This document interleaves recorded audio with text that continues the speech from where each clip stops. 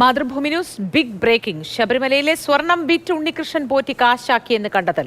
Smart ക്രിയേഷനിൽ നിന്ന് ബാക്കി വന്ന 476 ഗ്രാം സ്വർണം വിപണി വിലയ്ക്ക് വിറ്റു. ബെല്ലാരിയിലെ സ്വർണ്ണ വ്യാപാരി ഗോവർദ്ധനാണ് സ്വർണം വിറ്റത്. അന്വേഷണ സംഘം ഗോവർദ്ധനെ ചോദ്യം ചെയ്തു. ഗോവർദ്ധന് വിറ്റ സ്വർണം SIT സംഘം വീണ്ടെടുക്കും. ബെല്ലാരിയിലെ സ്വർണ്ണ വ്യാപാരി ഗോവർദ്ധനുമായി പോറ്റിക്ക് മറ്റ് സാമ്പത്തിക ഇടപാടുകൾ ഉണ്ടെന്നും കണ്ടെത്തൽ. ബിനിൽ ചേരുന്നുണ്ട് വിശദവിവരങ്ങളുമായി. Binil, good morning. നമ്മളൊക്കെ കാത്തിരുന്നത് ഈ സ്വർണത്തിന് എന്ത് സംഭവിച്ചു, ആരെന്ത് ചെയ്തു എന്നതറിയാനാണ്.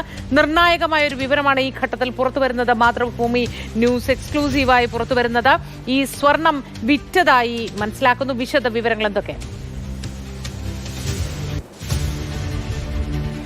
മോത്തി, ശബരിമലയിലെ സ്വർണത്തിന് എന്ത് സംഭവിച്ചു എന്ന ചോദ്യത്തിന് ഉത്തരമാണ് ഉണ്ണികൃഷ്ണൻ പോറ്റി നൽകിയിരിക്കുന്നത്. ആ സ്വർണം വിറ്റ് കാശാക്കിയിരിക്കുന്നു ഉണ്ണികൃഷ്ണൻ പോറ്റി. 2019 ഈ സ്വർണം പൂശിയ ശേഷം ഏതാണ്ട് 476 ഗ്രാം സ്വർണമാണ് സ്മാർട്ട് ക്രിയേഷൻസ് ഈ ഉണ്ണികൃഷ്ണൻ പോറ്റി നിർദ്ദേശിച്ചിരുന്ന കൽപേഷ് എന്ന വ്യക്തിക്ക് കൈമാറുന്നത്. ആ സ്വർണം അത് പിന്നീട് വിറ്റ് പണമാക്കി എന്നതാണ് ഇപ്പോൾ മനസ്സിലാകുന്നത്.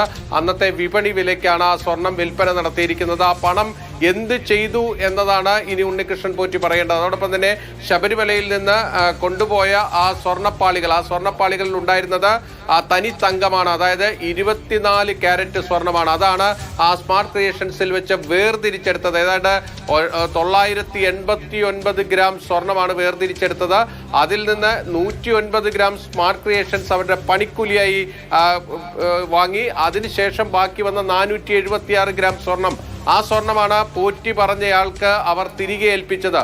അത് ശബരിമലയിലെ സ്വർണമാണ്. ആ സ്വർണമാണ് വിറ്റ് പണമാക്കിയിരിക്കുന്നത്. ഇനി ആ സ്വർണം കണ്ടെടുക്കുക എന്നതാണ് SITയെ സംബന്ധിച്ചിടത്തോളമുള്ള പ്രധാനപ്പെട്ട ദൗത്യം എന്നത്.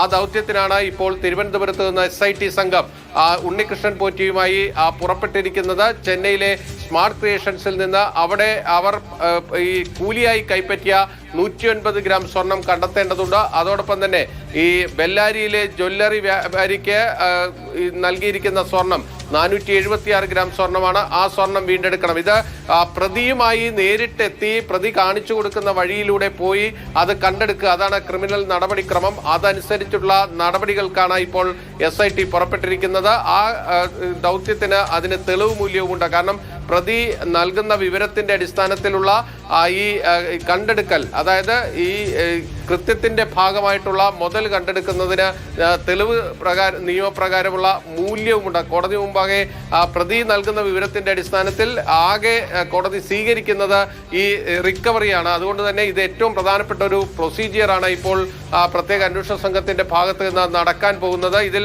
ഏറ്റവും പ്രധാനപ്പെട്ട കാര്യം ആ സ്വർണം വിറ്റ് കാശാക്കി ആ കാശ് എന്ത് ചെയ്തു എന്നതാണ് ഇനി ഉണ്ണികൃഷ്ണൻ പോറ്റി മറുപടി പറയേണ്ടത്. എന്തായാലും ബെല്ലാരിയിലെ സ്വർണ്ണ വ്യാപാരി ഗോവർദ്ധനെ SIT ചോദ്യം ചെയ്തിട്ടുണ്ട്. ഈ ഉണ്ണികൃഷ്ണൻ പോറ്റിയുമായിട്ടുള്ള ഇടപാടുകൾ സംബന്ധിച്ചിട്ടുള്ള മുഴുവൻ വിവരങ്ങളും മനസ്സിലാക്കിയിട്ടുണ്ട്. യഥാർത്ഥത്തിൽ നമുക്ക് ലഭ്യമാകുന്ന വിവരങ്ങളനുസരിച്ച് ഈ ഉണ്ണികൃഷ്ണൻ പോറ്റിയും ഈ ഗോവർദ്ധനും ഒക്കെ തമ്മിൽ സാമ്പത്തിക ഇടപാടുകൾ ഉണ്ടായിരുന്നു. ആ സാമ്പത്തിക ഇടപാടുകളൊക്കെ തന്നെ നടത്തിയിരിക്കുന്ന അവരെയൊക്കെ വഞ്ചിച്ചുകൊണ്ടാണ് എന്നാണ് മനസ്സിലാക്കുന്നത്. അതായത് ശബരിമലയിലെ ശാന്തിയാണ് താൻ, അസിസ്റ്റന്റ് ശാന്തിയാണ് എന്ന രീതിയിൽ ആ കർണാടകയിലെ പല ആളുകളെയും ബന്ധപ്പെട്ട് ആ കൂട്ടത്തിലാണ് ഗോവർദ്ധനെയൊക്കെ തന്നെ ബന്ധപ്പെട്ട് സ്വാധീനിച്ച് അവരെ വശത്താക്കി തന്നെയാണ് ഈ വലിയ തട്ടിപ്പുകളൊക്കെ തന്നെ നടത്തിയിരിക്കുന്നതെന്നാണ് നമ്മൾ മനസ്സിലാക്കുന്നത്. അതോടൊപ്പം തന്നെ ഈ ബെല്ലാരിയിലെ സ്വർണ്ണ വ്യാപാരിയുടെ കാര്യം പറഞ്ഞു കഴിഞ്ഞാൽ ശബരിമലയിലെ ഈ വാതിൽ പടിയിൽ സ്വർണം പൂശാനും അതോടൊപ്പം തന്നെ വാതിലിൽ സ്വർണം പൂശാനും ഈ ദ്വാരപാലക ശില്പങ്ങളിൽ സ്വർണം പൂശാനും ഒക്കെ തന്നെ സ്വർണം സംഭാവനയായിട്ട് അദ്ദേഹം നൽകിയിട്ടുണ്ട്. അതായത് ഈ ഉണ്ണികൃഷ്ണൻ പോറ്റി ആവശ്യപ്പെട്ട പ്രകാരം ഇതിനെല്ലാം സ്വർണം നൽകുകയും ചെയ്തിട്ടുണ്ട്. അങ്ങനെ ഈ ചില ആളുകളെ ഇയാൾ പറഞ്ഞ് വിശ്വസിപ്പിച്ച് അവരെ കൂടെ നിർത്തി അവരിൽ നിന്ന് ഈ പണവും സ്വർണവും ഒക്കെ തന്നെ കൈപ്പറ്റുകയും ചെയ്തിട്ടുണ്ട് എന്നതാണ് മനസ്സിലാകുന്നത്. എന്തായാലും ഈ ശബരിമലയിലെ സ്വർണത്തിന് എന്ത് സംഭവിച്ചു എന്നതിനുള്ള ഉത്തരം കണ്ടെത്തിയിരിക്കുന്നു. ആ സ്വർണം, ശേഷിക്കുന്ന സ്വർണം അത് വിറ്റ് പണമാക്കുകയാണ് ചെയ്തിരിക്കുന്നത്. 476 ഗ്രാം സ്വർണമാണ് അവശേഷിച്ചിരുന്നത്. അതാണ് ബെല്ലാരിയിലെ ജ്വല്ലറി വ്യാപാരിക്ക് കൈമാറുകയും പണമാക്കുകയും ചെയ്തിരിക്കുന്നത്. സാമ്പത്തിക ഇടപാടുകൾ പരിശോധിക്കുന്ന സമയത്ത് ബാങ്ക് ഇടപാടുകളിലോ മറ്റോ ഇത് വിറ്റതായി കാണിക്കുന്ന രേഖകൾ അല്ലെങ്കിൽ സാമ്പത്തിക ക്രയവിക്രയങ്ങൾ കണ്ടെത്തിയിട്ടുണ്ടോ? അതുമായി ബന്ധപ്പെട്ട എന്തെങ്കിലും വിവരങ്ങൾ നമുക്ക് ഈ ഘട്ടത്തിൽ ലഭ്യമാണോ?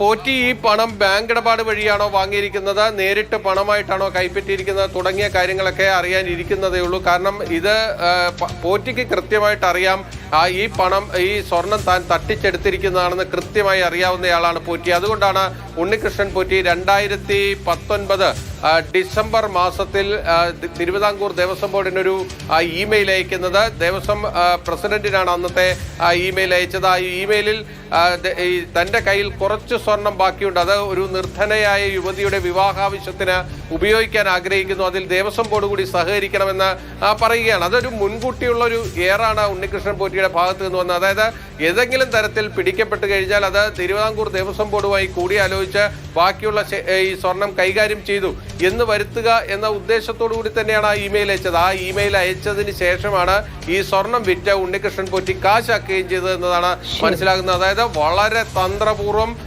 തെളിവുകളൊക്കെ ഒളിപ്പിച്ചുകൊണ്ട് ആ രീതിയിലാണ് ഉണ്ണികൃഷ്ണൻ പോറ്റി എല്ലാ കാര്യങ്ങളും ചെയ്തിരുന്നത് എന്നതാണ് വ്യക്തമാകുന്നത്. എന്തായാലും ഇനി SITക്ക് മുന്നിലുള്ളത് ഏറ്റവും പ്രധാനപ്പെട്ട ദൗത്യം ഈ വിറ്റ സ്വർണവും അതോടൊപ്പം തന്നെ ഈ സ്മാർട്ട് ക്രിയേഷൻസ് പണിക്കൂലിയായി വാങ്ങിയ സ്വർണവും തിരിച്ചെടുക്കുക എന്നതാണ്. അത് കണ്ടെടുത്ത് കോടതിയിൽ ഹാജരാക്കുക എന്നതാണ്. ആ നടപടിയിലേക്കാണ് ഇനി SIT പോകുന്നത്.